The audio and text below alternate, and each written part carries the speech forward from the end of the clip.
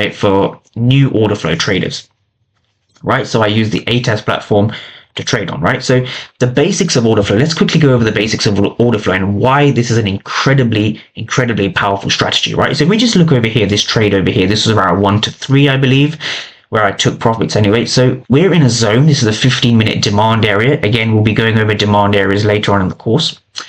We have a demand area. Now, when price comes into a demand, we want to be seeing buyers in control, because we only want to be buying when there's bigger players, right? We want to be buying when there's bigger players in line with buying. So the way we do that is by understanding lower time frames. So this is a 15-minute entry. Now on the right, you will see a footprint chart of the exact same price action, but it's illustrated through footprint charts. And you can already see the contrasting differences between candlesticks and footprint charts. Footprint charts allow you to read who is passive and who is aggressive. Now, passive participants, I will briefly explain now.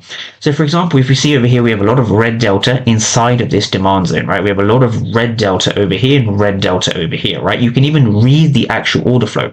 40 for 18. So that's almost that's just over a 2-to-1 ratio. There's twice as many aggressive sellers as there are aggressive buyers. Despite that, the market moves up. So what does that tell you about the zone?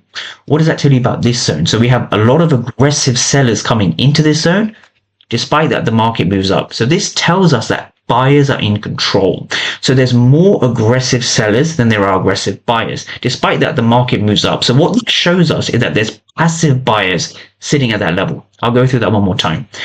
We have a lot of aggressive sellers over here. When there's a lot of aggressive sellers trying to move the markets down and price fails to move down, this shows us that there's passive buyers sitting there. So there's more passive buyers than there are aggressive sellers. And this is the true information that gives you the true logic and narrative behind the fair value gap, if it's going to hold or if it's going to break. And this is the true nature of order flow. And this is how powerful it can be.